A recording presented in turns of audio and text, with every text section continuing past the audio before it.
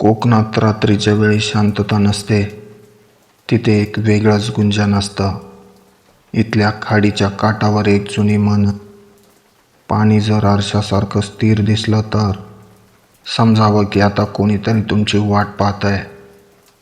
ही गोष्ट आहे सकारामची. सकाराम म्हणजे पंचक्रोशीतला सर्वात अनुभवी मच्छीमार, ज्याला भरती ओहोटीच्या वेळा जिभेवर पाठ होत्या.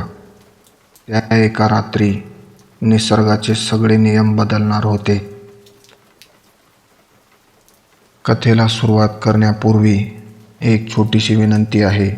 जर तुम्ही या चॅनलवर नवीन असाल आणि आत्तापर्यंत चॅनल सबस्क्राईब केला नसेल तर लगेच सबस्क्राईब करा आणि बेल आयकॉन दाबा, जेणेकरून भविष्यात येणारी कोणतीही थरारक कथा तुमच्यापासून दूर राहणार नाही.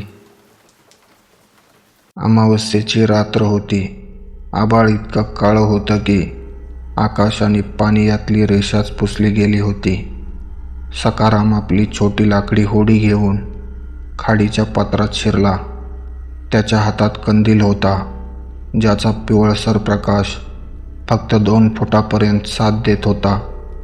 सकारामने जाळं टाकलं आणि तो शांत बसला. अर्धा तास उलटला, 1 तास उलटला, पण आज मासळीचा पत्ता नव्हता. अचानक त्याला जाणवले की त्याची होडी कुणीतरी हलक्या हाताने हलवतंय. त्याला वाटलं वारा असेल, पण वारा तर पूर्णपणे शांत होता. मग त्याला ऐकू आलं, सखा, ओ सखा. सकाराम दचकला. आवाज पाण्याखालून आल्यासारखा वाटत होता. त्याने कंदील उंचावला, पण तिथे फक्त काळं पाणी होतं.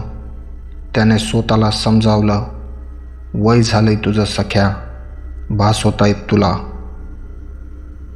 तो पुन्हा बसणार इतक्यात पुन्हा तोच आवाज आला, पण यावेळी अधिक स्पष्ट होता. सखा, अरे इकडे ये, बघ किती मोठी मासळी अडकली आहे.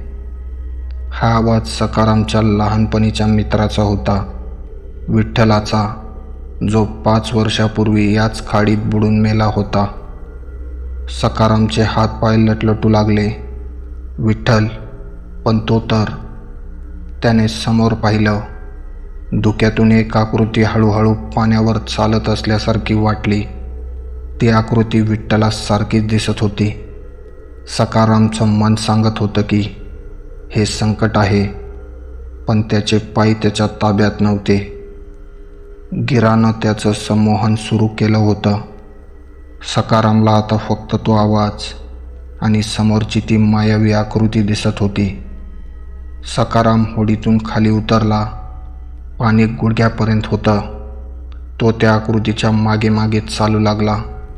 त्याला वाटलं होतं की तो जमिनीवर चालतोय, पण प्रत्यक्षात तो खाडीच्या मधोमध असलेल्या एका खोल डोहाकडे खेचला जात होता. सखा, हात दे, हा बघ मासा. ती आकृती आता अगदी जवळ होती. सकारामने हात पुढे केला.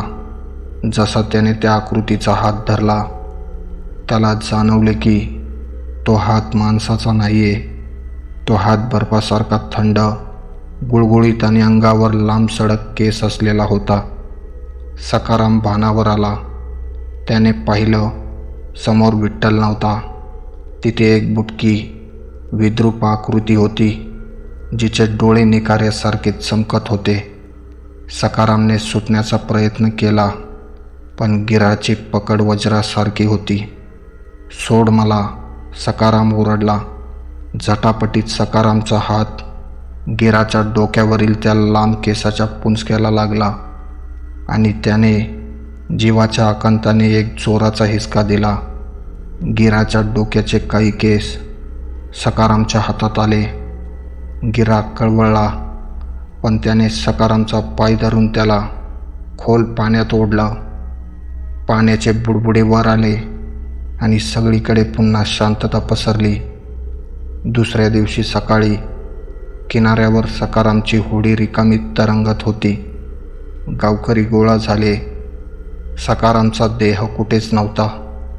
पण होडीच्या कडेला जिथे सकारामने शेवटचं पकडलं होतं तिथे कोणाचे तरी राखाडी रंगाचे लांब आणि चिकट केस अडकलेले होते. ते साधे केस नव्हते, ते चकाकत होते. गावातील एका म्हाताऱ्याने ते केस पाहिले आणि त्याच्या चेहऱ्यावरची लाली उडाली. तो थरथरत्या आवाजात म्हणाला, हा घात सख्याचा नाही. हे गिराचं बोलवणं होतं, पण सख्याने जाता जाता त्याचं सर्वस्व हिसकावून घेतलंय. सकारामला जाऊन आता दिवस सुलटले होते. गाव अजूनही त्या धक्क्यातून सावरलं नव्हतं. रात्रीच्या वेळी आता कोणीही खाडीकाठी फिरायला धजावत नव्हतं. पण गावातील तरुण रघु, जो शहरातून शिकून आला होता आणि तो या अंधश्रद्धांवर विश्वास ठेवत नव्हता, तो मात्र काहीतरी वेगळं शोधत होता. चावडीवर गावचे जुने जाणते तात्या बसले होते. रघुने हळूच विषय काढला. तात्या, सखा काका गेले ते मान्य, पण लोक त्या केसांबद्दल काय बोलतायत? कसले केस ते? तात्यांनी एक दीर्घ सुस्कारा सोडला आणि आपला तंबाखू मळत म्हणाले, रघु, ते साधे केस नव्हते, ते गिराचे केस होते. सख्याने मरता मरता त्याच्या डोक्यावरचे केस उपटले होते. असं मानलं जातं की ज्याच्याकडे गिराचा केस असतो, गिरा त्याचा गुलाम होतो. रघुचे डोळे विस्फारले. गुलाम म्हणजे काय? तात्या आवाजात जरप आणत म्हणाले, ज्याच्या हातात तो केस पडतो, तो सांगेल ती काम गिऱ्याला करावी लागतात. समुद्रातली सगळी संपत्ती, गुप्तधन, हवी ती मासळी गिरा सर्व आणून देतो. पण लक्षात ठेव, जोपर्यंत तो केस सुरक्षित आहे तोपर्यंतच तो गुलाम आहे. एकदा का गिराने आपला केस परत मिळवला तर तो त्या माणसाचा आणि त्याच्या कुटुंबाचा वंशच संपवतो. रघुच्या मनात विचाराचं चक्र फिरू लागलं. त्याला आठवलं, सकाराम काकांचे काही जुने कपडे आणि सामान अजूनही त्यांच्या पडक्या झोपडीत होतं. गावकऱ्यांनी भीतीपोटी त्या घराला हातही लावला नव्हता. त्या रात्री रघु एक बॅटरी घेऊन गुपचूप सकारामच्या घराकडे गेला. पावसाचा जोर वाढला होता. घराचं छप्पर गळत होतं. रघुने कोपऱ्यात पडलेले सकारामचे ते ओले कपडे शोधायला सुरुवात केली. अचानक त्याला एका जुन्या गाठोड्यात काहीतरी चकाकताना दिसलं. त्याने ते बाहेर काढलं. ते 5-6 लांब चंदेरी रंगाचे आणि तारांसारखे कडक केस होते. बॅटरीच्या प्रकाशात ते केस जिवंत असल्यासारखे थरथरत होते. रघुने ते केस हातात घेतले आणि त्याला अचानक एक थंड वाऱ्याची झुळूक जाणवली. घराच्या खिडकीतून त्याला खाडीचं पाणी दिसलं. लांबवर कोणीतरी पाण्यातून रघुला बघत होतं. एक बुटकी आकृती, जिचं डोकं एका बाजूने पूर्ण बोडखं होतं. रघु घाबरला नाही, कारण त्याला तात्यांचे शब्द आठवत होते. त्याने मोठ्या आवाजात ओरडून सांगितलं, ए गिऱ्या, बघ माझ्याकडे काय आहे. आता तू माझा गुलाम आहेस. जा, मला उद्या सकाळी या घराच्या उंबरट्यावर जुन्या सोन्याच्या मोहरा हव्यात. त्या आकृतीने पाण्यातून एक विचित्र करून किंकाळी फोडली आणि ती दिसेनाशी झाली. रघुला वाटलं हे सगळं स्वप्न आहे.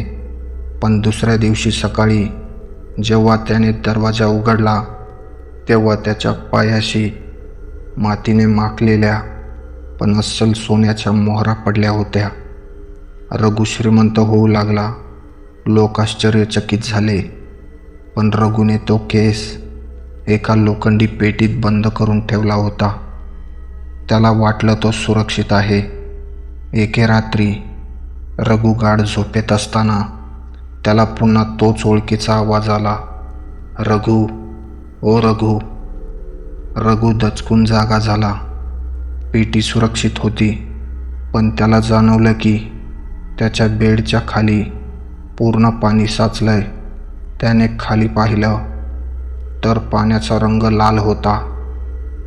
खिडकीतून बाहेर बघितलं तर बाहेर पाऊस नव्हता, पण घराच्या चहूबाजूंनी खाडीचं पाणी वेढा घालत होतं आणि त्या पाण्यातून गिरा हसत होता. रघुने पेटी उघडली तर पेटी रिकामी होती. पेटीत केस नव्हते, तर फक्त काही ओली मासळीचे खवले होते.